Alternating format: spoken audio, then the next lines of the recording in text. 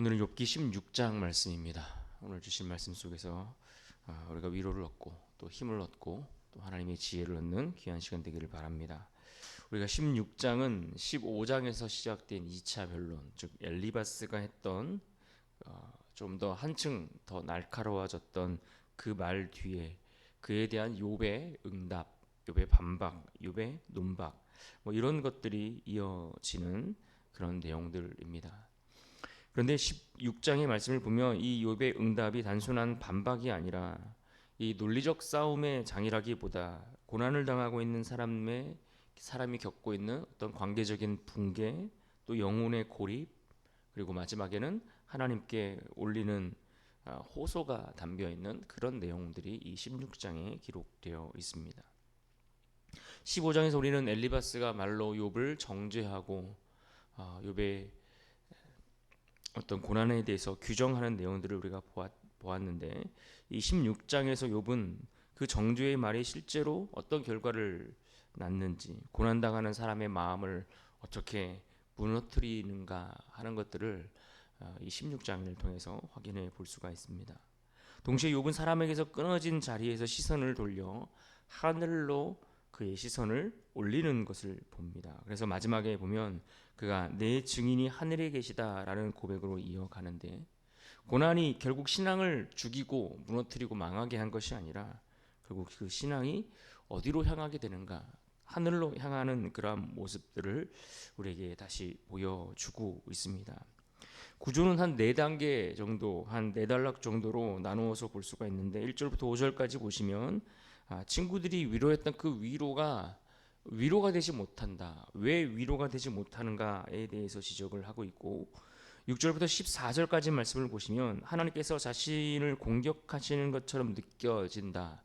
그런 자신이 겪는 그런 고통에 대한 묘사들이 나와 있고, 15절로 16절 세 번째 단락에서는 그 상처의 깊이 속에서도 자신의 어떤 숨겨진 죄에 대해서는 그가 동의할 수 없다라고 하는 그런 고백들, 마지막 18절 이하에서 사람을 지나 그의 시선이 하늘의 증인께로 향하여 올라가는 마지막 호소가 오늘 본문 가운데 담겨 있습니다. 본문의 내용으로 들어가 보시면 2절 말씀에 욥은 친구들에게 이렇게 말합니다. 이런 말은 내가 많이 들었나니 너희는 다 재난을 주는 위로자들이구나. 여기서 재난을 준다라는 이 표현은 단순히 마음에 안 든다라는 정도가 아니라 위로한다라고 하는 말이 실제로는 상대에게 그 마음을 더 후벼파고 고난을 더 무겁게 만드는 그런 위로가 되어버렸다라고 말을 하고 있는 겁니다. 그러니까 위로의 언어가 고난당하는 사람에게는 오히려 고통을 연장시켜주고 고통을 더 증가시켜주는 그러한 일들이 될 수 있다라는 것을 욥이 폭로하며 공박하고 있는 것을 볼 수 있습니다. 그러면서 이어가는 욥의 말을 보면 3절에 이렇게 말합니다. 헛된 말이 어찌 끝이 있으랴. 내가 무엇에 자극을 받아 이같이 대답하는가. 헛된 말이라고 표현하고 있지 않습니까? 무조건 거짓이라는 의미라기보다는 이 자리에는 쓸모없는 것이다. 그 말이 지금 이 상황, 이 문제에 대해서는 아무런 도움이 되지 않는 쓸모없는 말에 가깝다라고 이야기하고 있습니다. 그러니까 친구들이 하는 말이 맞느냐 틀리냐, 옳은 말이냐 그른 말이냐, 이런 것을 넘어서 지금 그 말이 이 사람에게 어떤 결과를 낳게 해주는지, 그 말이 이 사람을 살리는 말이 되고 있는지 아니면 이 사람을 꺾는 말이 되는지, 그 결과를 오히려 묻고 있는 그러한 내용입니다. 그러면서 4절에 그는 가정법의 형식을 취해서 말을 이어갑니다. 4절 보십시오. 나도 너희처럼 말할 수 있나니 가령 너희 마음이 내 마음 자리에 있다 하자. 나도 그럴듯한 말로 너희를 치며 너희를 향하여 머리를 흔들 수 있느니라. 이 대목에서의 핵심은 무엇입니까? 나도 너희처럼 할 수 있다. 나도 얼마나 너희가 말하는 것처럼 영적인 통찰들을 가지고서 아주 멋지고 그럴싸한 말로 고난에 대해서, 문제에 대해서 평가하고 규정하고 그렇게 말할 수 있다라는 것 아니겠습니까? 그러니까 자리가 바뀌면 누구나 쉽게 할 수 있는 말을 너희가 하고 있다. 너희가 고난의 자리 밖에 있으니 그 고난에 대해서, 상대의 어려움과 그 고통에 대해서 이해하지 못하고 너무나 쉽게 말하고 있다라는 것을 지적하고 있는 겁니다. 그렇습니다. 고통 밖에 있는 자리에서는 늘 고통당하는 자의 문제에 대해서 쉽게 말할 수 있습니다. 그러나 설명이 쉽다고 해서 그 설명이 그 사람에게 어떤 도움이나 사랑이 되는가? 그렇지는 않다라는 것을 우리는 생각해 봐야 합니다. 그러니까 욥은 지금 본문에서 그들이 하는 말 자체보다는 그 말을 하는 그들의 자세에 대해서 지적하고 있다는 것을 알 수 있습니다. 친구들은 욥의 고난을 자꾸만 해석하려고 했습니다. 이것 때문에 네가 고난을 당하는 거야. 네가 그래서 어려운 거야. 네가 그렇게 하니까 그 죄 때문에, 그 숨은 죄 때문에 뭐 이런 식으로 욥의 고난에 대해서 그 이유를 설명하려고 하는데, 욥은 그 말 자체보다 그들이 하는 그 말의 자세, 그것을 문제 삼고 있는 겁니다. 그러니까 욥의 고난을 그들이 함께 지려고 하지 않았던, 뭔가 그들이 욥이 당하는 그 고난의 문제를 함께 짊어지고 함께 울어주고 그 시간들을 견뎌내주는 그런 함께함을 하지 못하고 있는 그들의 자세를 지적합니다. 그래서 욥은 위로를 요구하면서도 구체적으로 어떤 위로의 형태가 필요한가에 대해서 말씀해주고 있는데, 5절을 보십시오. 그래도 입으로 너희를 강하게 하며 입술의 위로로 너희의 근심을 풀었으리라. 강하게 하며 라는 이 표현은 상대를 말로 다잡겠다라는 뜻이 아니라 무너지는 마음을 붙들어서 세워주는 것을 뜻합니다. 나라면은 내가 너희의 고난을 설명하기보다 그 무너지는 마음을 붙들어주는 위로의 말을 했을 거다, 이렇게 이야기하는 겁니다. 근심을 풀어준다라는 말도 고난을 제거하겠다는 뜻이 아니라 고난 속에서 그 무게를 함께 나누어 지겠다라는 그런 뜻을 갖고 그 의미에 더 가깝습니다. 한마디로 욥이 원하는 것은 정답을 요구하는 것이 아니라 이러이러한 이유 때문에 네가 그런 어려움을 당하는 거야, 이런 정답을 원하는 것이 아니라 짐을 함께 나누어 줄 수 있는 그런 동행, 이것을 그가 원하고 있다라는 겁니다. 교회 안에서 흔히 말로 무엇이든 해결하려고 하는 경우들이 참 많이 있습니다.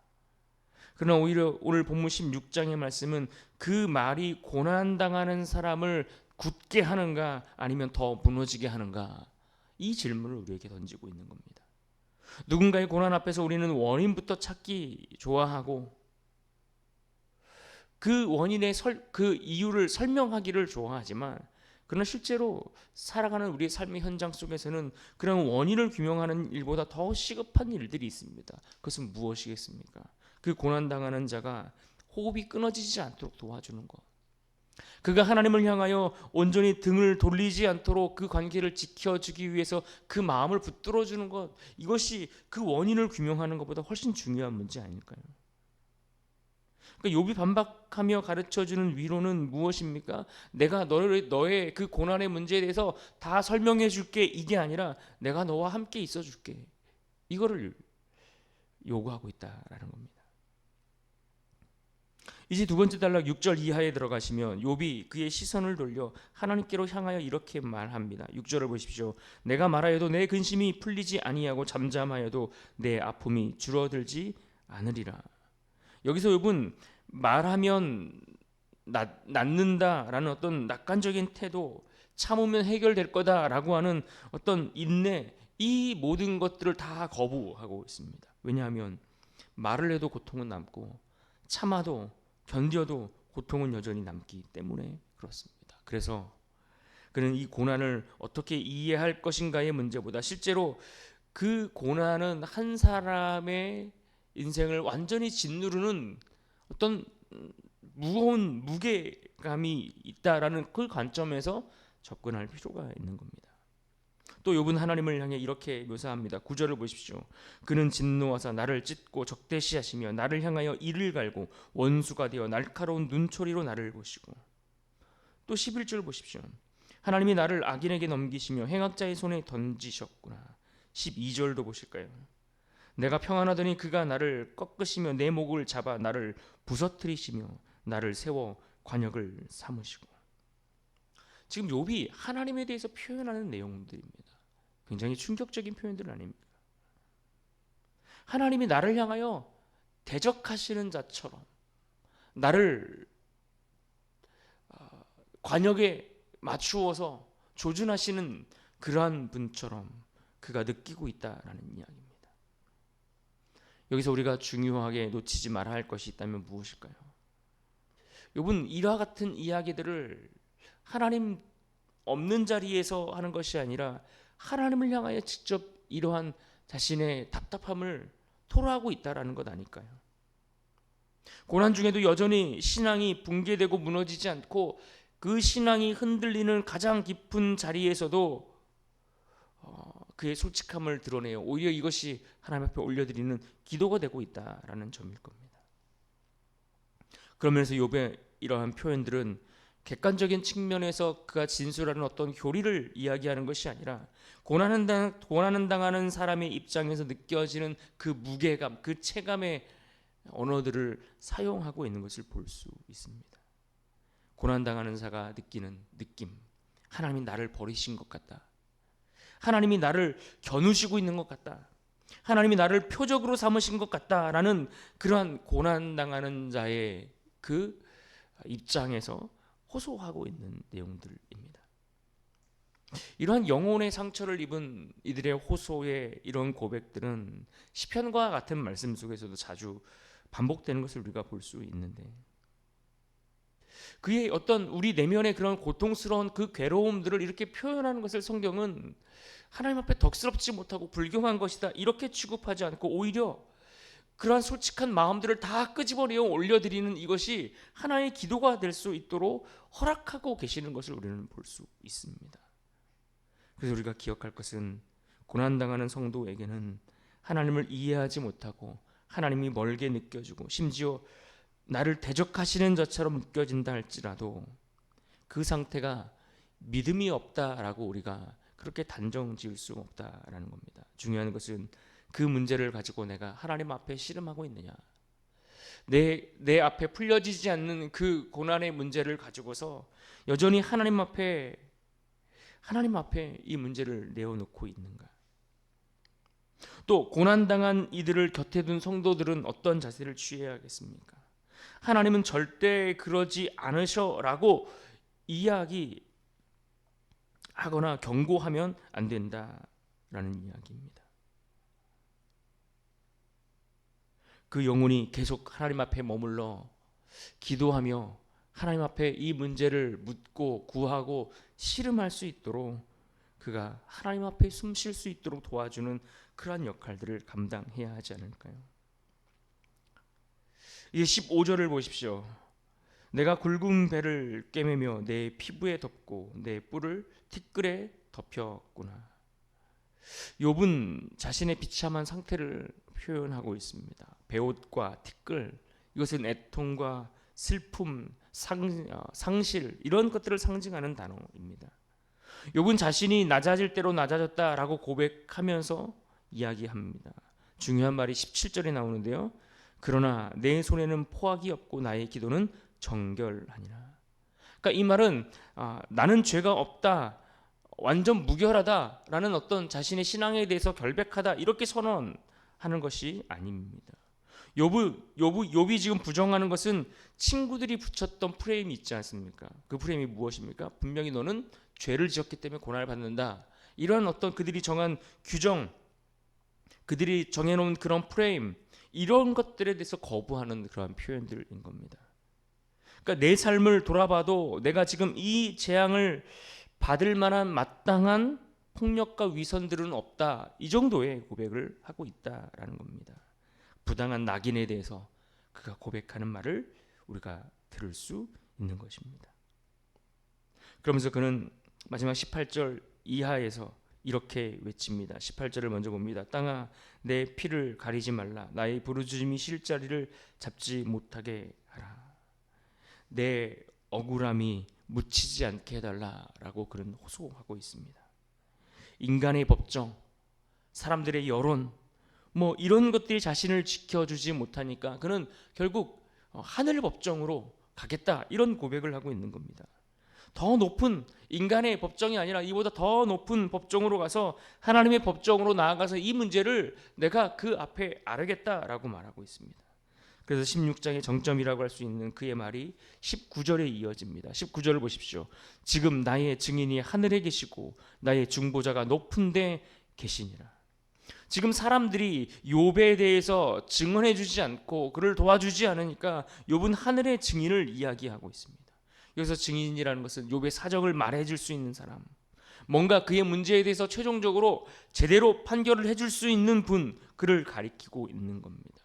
그래서 욥은 하나님께 불평하면서 동시에 하나님을 자기 편으로 최종 증인으로 하나님을 인정하고 하나님을 부르고 있는 모습을 볼 수 있습니다.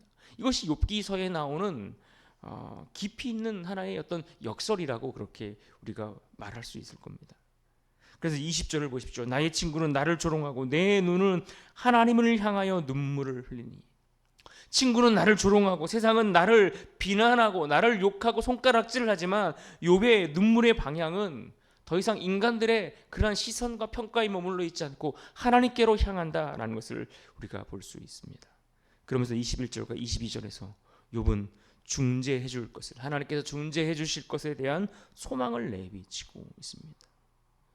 욥은 분명 복음의 어떤 완성된 계시에 대해서 다 알지 못하는 수준 단계에 있지만 사람과 하나님 사이에 누군가 서서 변론해 줄 이가 나에게 필요하다라는 것을 갈망하고 있습니다. 그래서 이런 갈망이 이미 9장에서 소개되었습니다. 9장에서 동일하게 중보자에 대한 갈망이 나왔었는데, 비추었었는데 오늘 본문에 보면 그것을 하늘의 증인이라고 그는 고백하며 그것을 더 선명하게 갈망하는 장면들을 보여주고 있습니다. 사람에게서 끝나는 고난은 절망이지만 그러나 그 절망이 하나님께로 올라가면 기도가 되는 겁니다. 고난당한 성도가 아무도 내 편이 없다고 느껴질 때 그 말이 마지막이 되면 절망이지만 그 말이 내게서 하늘로 향하여 하나님께로 올려지면 기도가 된다라는 이야기입니다. 오늘 말씀이 그것을 보여줍니다. 그래서 교회는 언제나 고난에 대해서 해석해주는 공동체가 아니라 그 고난에 대해서 증언해주고 위로해주는 그러한 공동체가 되어야 하는 겁니다. 오늘 본문은 이처럼 고난당하는 사람이 끝내 붙들 수 있는 마지막 손잡이가 무엇인가를 우리에게 보여주고 있습니다. 그런 의미에서 오늘 우리가 붙들어야 할 말씀이 있다면 본문 19절의 말씀입니다. 우리 19절 말씀 한 목소리로 같이 읽겠습니다. 시작. 지금 나의 증인이 하늘에 계시고 나의 중보자가 높은 데 계시니라. 아멘. 고난 앞에서 사람의 말이 위로가 되지 않을 때, 가까운 사람들의 판단이 오히려 마음을 찌르고 우리를 괴롭게 할 때에 우리는 사람들 사이에서만 해답을 찾으려고 한다면 결국 우리는 그 고난의 문제 때문에 무너지게 될 것입니다. 그러나 그 방향을 바꿨던 욥의 기도처럼 사람이 아닌 하늘로 향하여 하나님께로 향하여 더 이상 우리의 영혼이 무너지지 않고 더 든든한 믿음의 자리가 세워질 수 있도록 그 방향을 틀어갈 때에 하나님이 우리를 붙드시고 결국 그 문제 가운데 이겨내게 하시고 견뎌내게 하시고 한 걸음 더 앞으로 나아가게 하실 줄로 믿습니다. 오늘 우리의 고백이 이와 같은 고백이 될 수 있기를 주님의 이름으로 축복합니다.